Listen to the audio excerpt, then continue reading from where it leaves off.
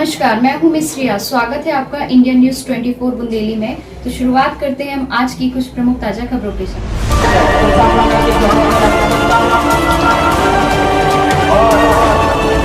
जिनके द्वारा जिनने हमें चलना सिखाया है, ऐसे परम श्रद्धेय। विश्व आदिवासी दिवस पर बंडा में कृषि मंडी प्रांगण से पैदल रैली निकाली गई।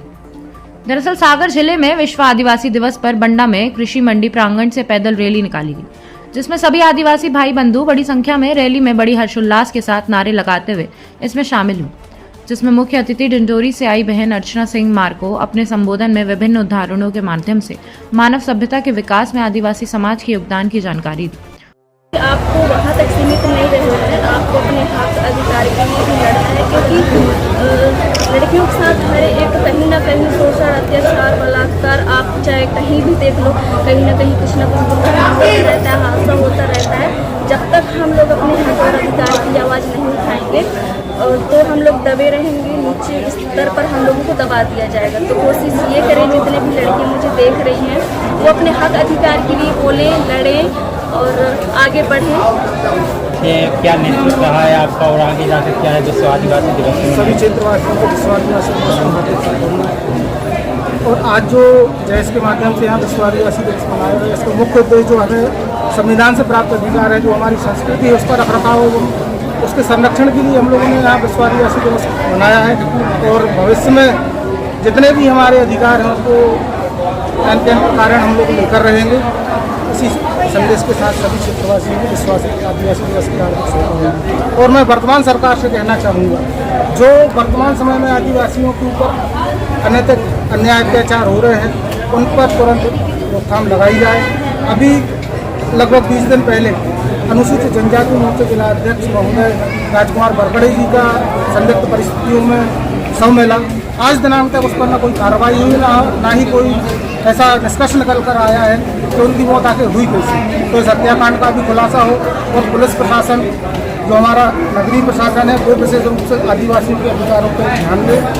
अभी क्या कहेंगे इनके आदिवासियों के जो हक के अधिकार के लिए बर हमेशा लड़ते, लेकिन सबसे पहले तो मैं विश्व आदिवासी दिवस सभी बहनों, भाइयों, वरिष्ठों और जितने भी आज के कार्यक्रम में जो हमारे आदिवासी भाई बंधु कार्यक्रम में सम्मिलित हुए सभी को मैं शुभकामनाएं देता हूँ, क्योंकि ये हमारे बंडा क्षेत्र में अच्छी पहल जो सोनू बहन, हमारे रजत तिवारी जी, हमारे दयाराम आदिवासी, हमारे थानसी आदिवासी, शुभम और भी सभी लोग बाहर से आए हमारी आज के कार्यक्रम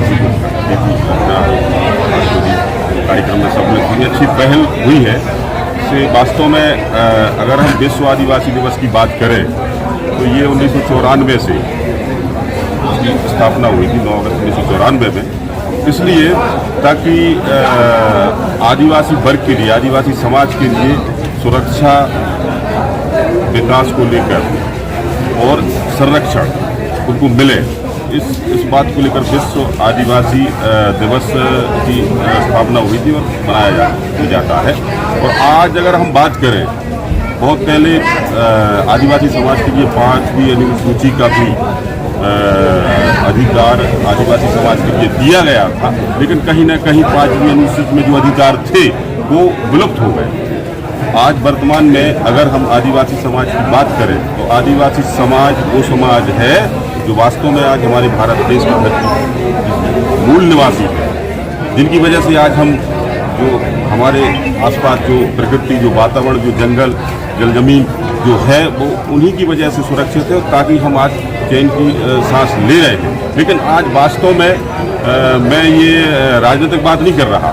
आज भले हमारे देश की राष्ट्रपति द्रौपदी मुर्मू जी वो वहाँ बैठा गया हो, लेकिन बैठाने से कुछ नहीं होता। जब तक जमीन पर आकर आदिवासी समाज के लिए, आदिवासी समाज को जो अधिकार दिए गए हैं उन पर जमीनी काम वर्तमान की सरकार नहीं करेगी, तब तक आदिवासी समाज का विकास नहीं हो सकता। जो कि नारी शक्ति को आगे बढ़ाने के लिए क्या प्रयास किए जाएंगे? आप संभागीय अध्यक्ष हैं, वहाँ पर बैठकों में भी का भी दौर चलता है, क्या है आगे की रणनीति? मैं अपनी आदिवासी समाज की महिलाओं को जागरूक कर रही हूँ, उनको संदेश दे रही हूँ कि जैसे कि हमारी अर्चना मार्को डिंडोरी से आई है, इतनी दूर से अपना संदेश देने के लिए महिलाओं को कि ये आगे कैसे बढ़ना है। तो हम यही चाहते हैं कि हमारी आदिवासी समाज की महिला हमारे साथ खड़ी हो हर जगह हर मतलब परेशान में जहाँ भी चलना होगा हम उनके साथ खड़े हैं। और जैसे हमारी आदिवासी महिलाओं की सुनी नहीं जाती है तो हम लोग सब लोग एक साथ मिलके मतलब प्रशासन पे लड़ेंगे और अधिकार मांगेंगे, हमें हमारा अधिकार मिले। इसलिए हम सभी आदिवासी महिलाओं भाइयों से यही कहना चाहेंगे कि आगे आए और एकता में रहें ताकि हमारी बहू बेटियों के साथ अत्याचार अन्याय ना हो। और उन्होंने कहा कि आदिवासी और प्रकृति एक दूसरे के पूरक हैं।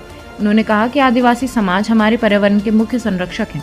हमें पर्यावरण संरक्षक एवं अपनी संस्कृति के बारे में बहुत कुछ सीखने को मिलता है। हम सभी को एकजुटता के साथ मिलजुल कर समाज के उत्थान एवं विकास के बारे में सोचने की आवश्यकता है। मौके पर जैस जिला अध्यक्ष रजत दीवान ने कार्यक्रम में युवाओं से आदिवासी संस्कृति को संरक्षित कर और आगे ले जाने व समाज से विभिन्न कुरीतियों को दूर करने के में अपना महत्वपूर्ण योगदान निभाने की बात कही। साथ ही नारी शक्ति संभागीय अध्यक्ष सोनू रावत ने कहा कि सरकार द्वारा आदिवासी समूह के कल्याण के लिए कई योजनाएं चलाई जा रही हैं। सरकार की कल्याणकारी योजनाओं का लाभ लें। इंडिया न्यूज़ 24 बुंदेली बंडा से अरविंद लोधी की रिपोर्ट। खबरों में फिलहाल अभी तक के लिए बस इतना ही। मिलते हैं ऐसी कुछ बड़ी प्रमुख खबरों के साथ, तब तक के लिए देखते रहिए इंडिया न्यूज़ 24 बुंदेली चैनल।